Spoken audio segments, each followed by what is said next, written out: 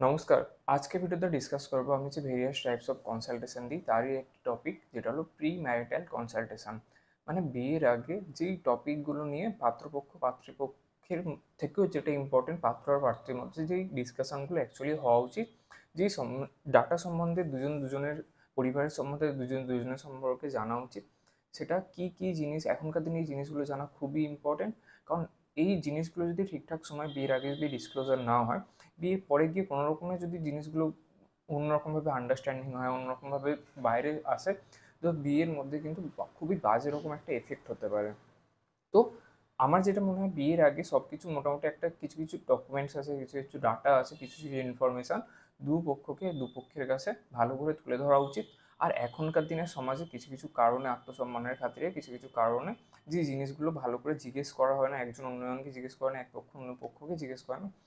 আর পরে গিয়ে যখন সেই ব্যাপারটা নিয়ে কখন ডিসকাশন হয়, সেটা পরবর্তীকালে বিয়েতে খুব সমস্যার কারণ হয়ে দাঁড়ায়, যার জন্য এখনকার দিনে কিন্তু ম্যারেজে গিয়ে অনেক রকম প্রবলেম হচ্ছে, এফেক্টেড হচ্ছে হাজব্যান্ড ওয়াইফ, তার সাথে সাথে চিলড্রেনরাও এফেক্টেড হচ্ছে। তো আমার মতে প্রি ম্যারিটাল ডিসকাশন মানে বিয়ের আগে যে কিছু কিছু ছোট্ট ছোট্ট পয়েন্টস আছে, 30-40টা মতো পয়েন্টস আছে, এই ব্যাপারে আমি মাঝখানে মিডিয়েটর হিসেবে এসে দুই পক্ষের মাঝখানে কিছু কিছু কোশ্চেন্স তুলে ধরি।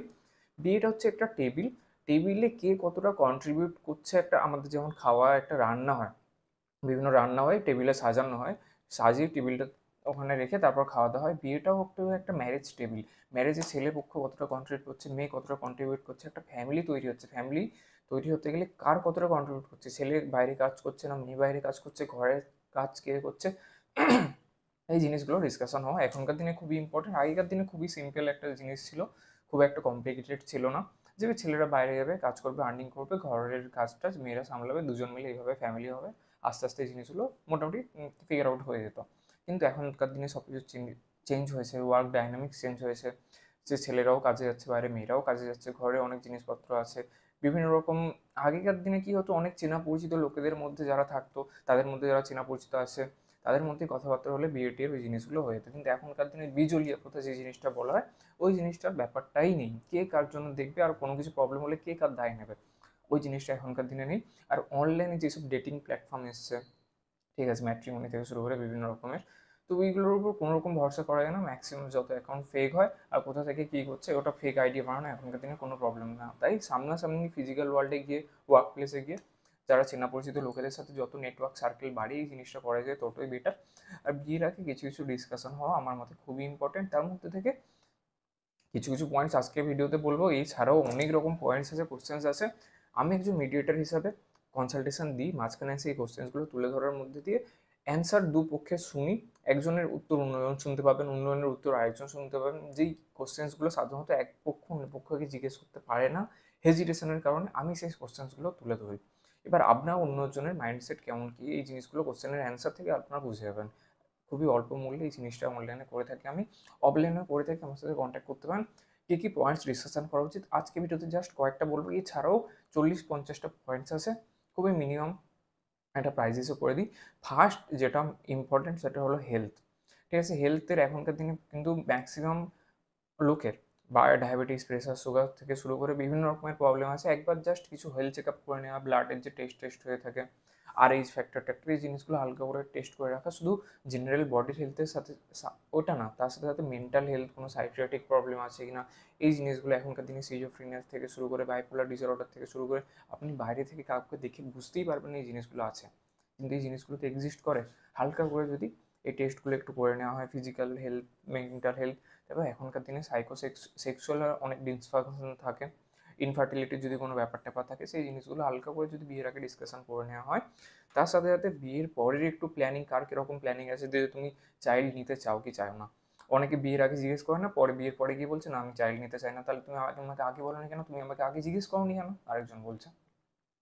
তো এরকম জিনিসগুলো আগে থেকে ডিসকাশন, চাইল্ড নিতে চাইলে কত বছরের একটা গ্যাপ রাখলে ঠিকঠাক হয়, কার কীরকম প্ল্যানিং আছে, কটা চাইল্ড নিতে চায়, ঠিক আছে, এই জিনিসগুলো হালকা একটু ডিসকাশন করা উচিত। হেলথ কেয়ারের ব্যাপারটা দেন আমার মতো আরেকটা ইম্পর্টেন্ট জিনিস হলো যেটা হলো ফাইন্যান্স। ফর্ম 16 আইটি, আমাদের যে ইনকাম ট্যাক্সের ফর্ম 16 আছে, ওখান থেকে মোটামুটি অনেক কিছু ডাটা পাওয়া যায়।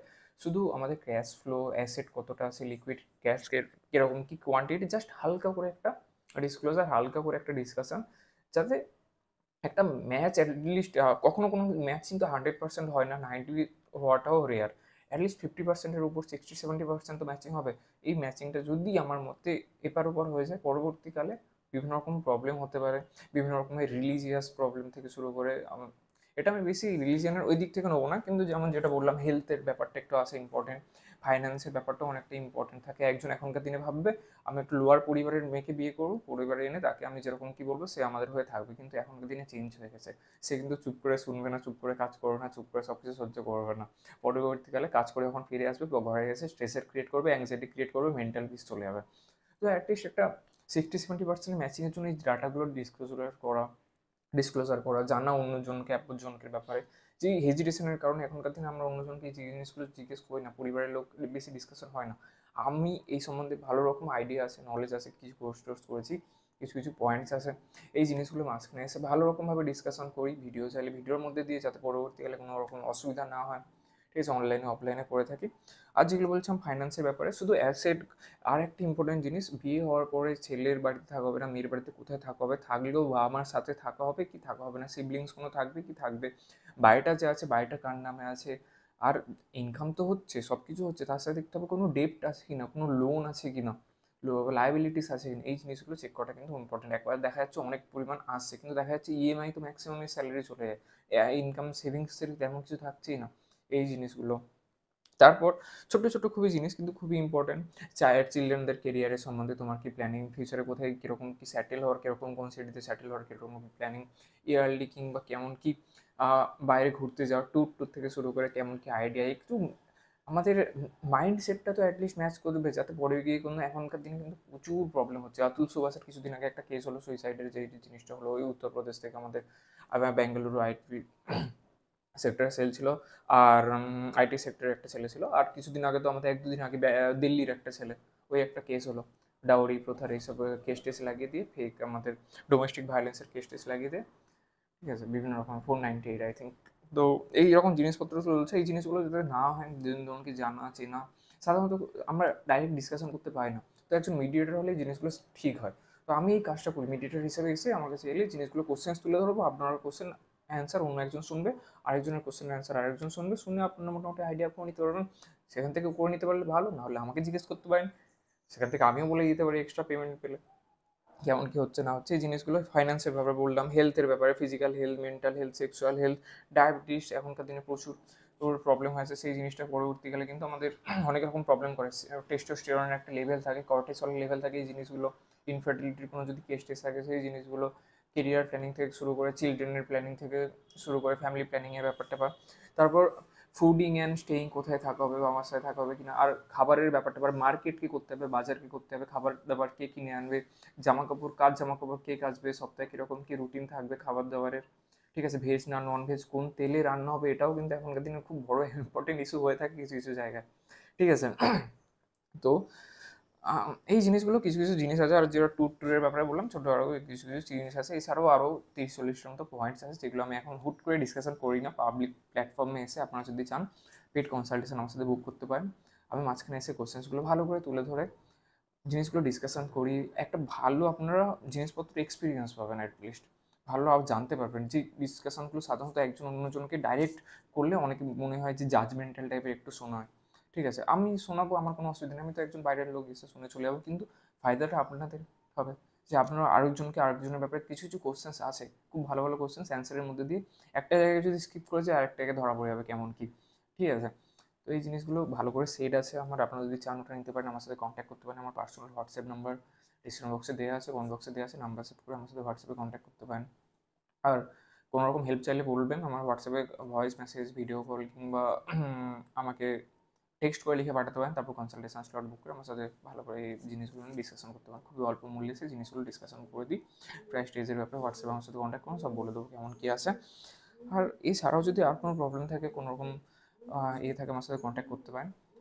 আর আমি নিজে একজন BDA student, inter student, oral health related কোনো রকম প্রবলেম থাকলে ওটার ব্যাপারটা আজকে আর বেশি ডিসকাশন করবো না। চ্যানেলটাকে সাবস্ক্রাইব করার জন্য রিকোয়েস্ট করছি। চেনা পরিচিত লোকদের মধ্যে একটু ভিডিও শেয়ার করে দিন।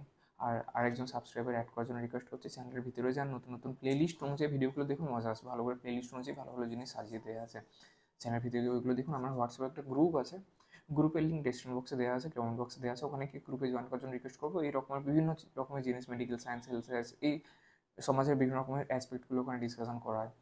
তো আজকে ভিডিও এখানে শেষ করছি। চ্যানেলকে সাবস্ক্রাইব করে দিন। কোনো রকম কোয়ারি থাকলে ডাইরেক্ট আমার হোয়াটসঅ্যাপে কন্ট্যাক্ট করুন। আজকে ভিডিও এখানে শেষ হোক, দেখা হচ্ছে নেক্সট ভিডিওতে। নমস্কার।